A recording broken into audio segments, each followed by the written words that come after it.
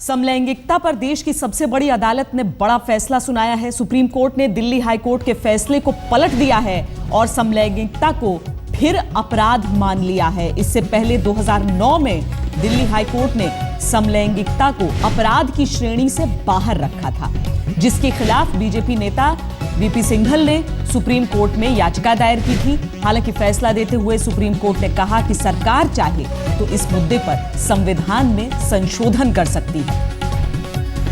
लेकिन 2009 के बाद जिस तरीके से समलैंगिक समुदाय में उत्साह देखा गया था, उसके बाद आज ये फैसला पलटा जा चुका है। हमारे साथ हमारे संवाददाता संजय शर्मा इस वक्त जुड़ रहे हैं। संजय, ये एक ऐसा फैसला था जिस पर न सिर्फ देश के उस समुदाय बल्कि दुनिया भर की निगाहें थी। अब यह कह दिया गया है और लगता है आगे का रास्ता नहीं है, क्योंकि सरकार चाहे तो संविधान में संशोधन करे, यह सुप्रीम कोर्ट ने कह दिया। बिल्कुल, कोर्ट ने साफ कर दिया है कि जो 377 का प्रावधान है वो पूरी तरह वैध है और उसमें किसी तरह के बदलाव की जरूरत नहीं दिखाई देती है। जो तर्क दिए गए हैं, क्या तर्क दिए, किसने दिए, हमारे साथ मौजूद हैं इस मामले में याचिकाकर्ता सुरेश कौशल जी और उनके वकील प्रवीण अग्रवाल जी। इन लोगों ने तमाम रिसर्च करके कोर्ट को जो दलीलें दी उन पर हम बात कर रहे हैं। कौशल साहब, इस पूरे फैसले पर आपकी प्रतिक्रिया क्या है? आपने बहुत रिसर्च की और आखिर कोर्ट आपकी बात कोर्ट ने रखी। देखिए, जो नाज फाउंडेशन ने जो तर्क दिए थे उन्हीं तर्कों के ऊपर रिसर्च की गई थी। कानूनी पक्ष जो है हमारे वकील साहब ने देखा था, इसका सोशल और जो पक्ष था और समाज से धर्म से जुड़ा पक्ष था, उसके ऊपर जो है शोध मैंने किया था खुद, क्योंकि हमारे देश का जो कल्चर है, हमारे देश की इकॉनमी जो है, मौसम, सब कुछ जो हमारी जो है विशेष करके विवाह एक वैदिक नीति जो है, वैदिक सिस्टम से जो विवाह होते हैं और उस तरीके से देखा जाए तो इस्लाम की बात करें, क्रिश्चियनिटी की बात करें, हर जगह पे ही धर्म को मुख्यता दी जाती है।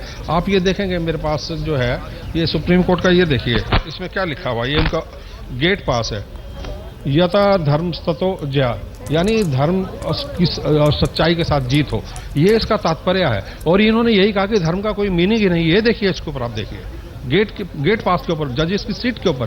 प्रवीण जी, आपने जो तर्क दिए, कौन सी दलील ज्यादा काम?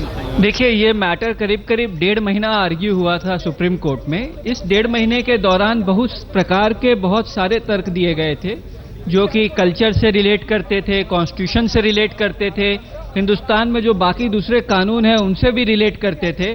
कारण कि अदर साइड का ये भी एक आर्ग्यूमेंट था कि मोरालिटी नाम की कोई चीज कॉन्स्टिट्यूशन में नहीं पाई जाती है।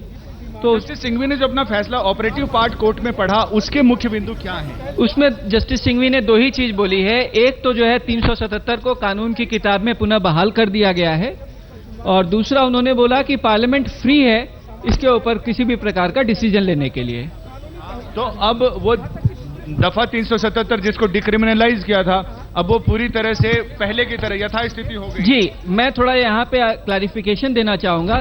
दफा 377 जो है सिर्फ और सिर्फ दिल्ली में ही डिक्रिमिनलाइज हुई थी, बाकी हिंदुस्तान में वो डिक्रिमिनलाइज पहले भी नहीं हो रखी थी। और सुप्रीम कोर्ट ने उसको, दिल्ली हाई कोर्ट के जजमेंट को रिवर्स करके उसको वापस पूरे हिंदुस्तान में यथास्थिति बहाल कर दी है। जी श्वेता, इनका कहना है कि ये सिर्फ दिल्ली में ही दिल्ली हाईकोर्ट का फैसला लागू था, अब पूरे हिंदुस्तान में एक समान स्थिति हो गई है। संजय, इसी लिहाज से मैं जानना चाहूंगी आपसे, क्योंकि जब दिल्ली में यह फैसला आया था तो जो और गे कपल्स थे देश भर के, उन्हें उम्मीद बंधी थी कि शायद वो इस तरह की कार्रवाई करके और आगे अपने लिए एक उम्मीद खड़ी कर सके। लेकिन अब अगर सुप्रीम कोर्ट की तरफ से ये फैसला आ गया है तो यानी अब वो अपनी तरफ से कोई उम्मीद नहीं कर सकते हैं संवैधानिक तौर पर, कानूनी तौर पर। हाँ, अब तो सिर्फ सुप्रीम कोर्ट का फैसला आने के बाद अब तो रिव्यू पिटीशन दाखिल कर सकते हैं या फिर जो उपचार याचिका है वो दाखिल कर सकते हैं। लेकिन आज जस्टिस सिंघवी रिटायर हो रहे हैं, आज उनका आखिरी दिन है और उन्होंने आखिरी दिन जो कोर्ट में आज उनका लास्ट वर्किंग डे है, उस समय उन्होंने आखिरी फैसला ये सुनाया है। हम इस समय हमारे साथ याचिकाकर्ताओं में से एक एसके तिजारावाला साहब हैं, इनसे भी बात करना चाहेंगे। तिजारावाला साहब, क्या कहना चाहेंगे? आप भी याचिकाकर्ताओं में से एक हैं जिन्होंने हाईकोर्ट के फैसले को चैलेंज किया था। देखिए, आज उच्चतम न्यायालय ने एक बात बहुत सही कही कि इसका फैसला संसद में होना चाहिए, और उच्च न्यायालय के फैसले को क्वैश कर दिया, रद्द कर दिया। यह भारतीय संस्कृति, सभ्यता, परंपरा, मूल्य सभी की विजय है। उच्चतम न्यायालय के निर्णय को अगर आत्मा को पढ़ा जाए तो उन्होंने कहा कि संसद में इसका फैसला हो, जनप्रतिनिधियों के माध्यम से हो, ताकि करोड़ों करोड़ों लोगों का जो वैल्यू सिस्टम है, उनकी संस्कृति है, उनकी सभ्यता है, उसका ध्यान रखा जाए। यह बहुत बड़ी विजय है। इन्हीं बातों को कहते हुए हमने माननीय सुप्रीम कोर्ट से अपनी याचिका में प्रार्थना की थी कि सभी संदर्भों को ध्यान में रखा जाए। हमने प्राचीनतम संस्कृति, संतों की मान्यता, संस्कृति की मान्यता, वैदिक परंपरा, हमारा भारतीय संस्कृति की पहचान विशिष्ट है।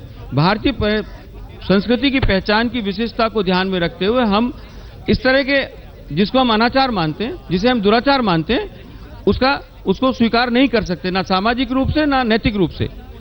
आज उच्चतम न्यायालय ने यह बात बिल्कुल कहकर स्पष्ट कर दी कि इसमें जनता की भावनाओं का, करोड़ों लोगों की भावनाओं का और जनप्रतिनिधियों की राय लेकर संसद में इसका फैसला किया जाए। इससे पूरी दुनिया में बसे भारतीयों को और भारतीय मूल्यों के प्रति समर्पित लोगों को हर्ष की लहर है।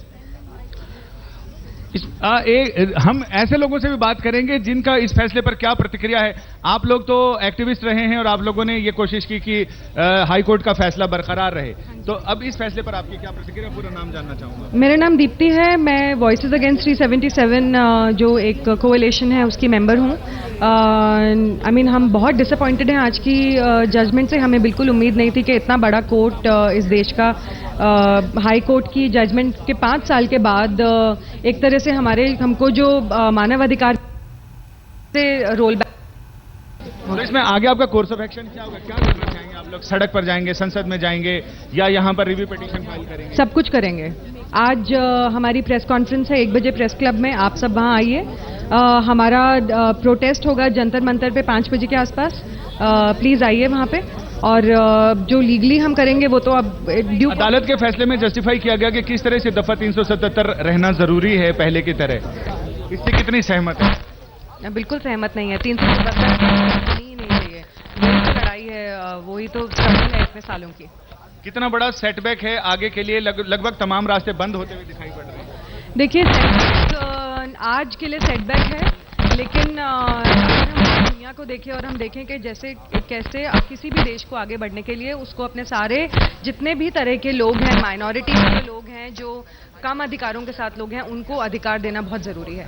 तो वो आगे ही बढ़ेगा, चाहे आज जो भी हुआ है। सुप्रीम कोर्ट का फैसला सामने है, लेकिन जो एक्टिविस्ट हैं जिन्होंने इसके लिए पूरी कोशिश की कि हाई कोर्ट का फैसला बरकरार रहे, उनका यह कहना है कि आज नहीं तो निश्चय कल हम होंगे कामयाब एक दिन। देखना है संसद क्या करती है इस पर और सड़क पर इनकी लड़ाई कितना रंग लाती है। श्वेता, संजय बने रहिए हमारे साथ। हम कुछ और प्रतिक्रियाएं सुनाते हैं अपने दर्शकों को। हम दिखाते हैं कि फादर डोमिनिक इमानुएल का क्या कहना है इस मसले पर। मैं अपनी ओर से और चर्च की तरफ से यही कहना चाहूंगा कि वास्तव में इसे अपराध नहीं माना जाना चाहिए, परंतु जजमेंट हम लोगों ने अभी पढ़ा नहीं है और वास्तव में जो हमारे महामान्यवर जस्टिस लोग हैं उन लोगों ने किन तर्कों को लेकर इस बात का जजमेंट दिया है, तो एक तरह से हमारे लिए ठीक ही है कि क्योंकि हमको ये डर था पहले भी कि इससे एक तो HIV एड्स के जो केस हैं वो बढ़ेंगे और जो सरकार ये लोगों के अंदर स्वतंत्रता मिल जाएगी तो इस प्रकार के अपराध और बढ़ेंगे। और हम तो ये सदा कहते आए हैं कि चर्च इसका सदा विरोध करता रहा है, मतलब कि जो समलैंगिक संबंध हैं वो हम हमेशा इसके विरुद्ध रहे हैं, परंतु हम उनको क्रिमिनल्स या अपराधी नहीं मानते हैं।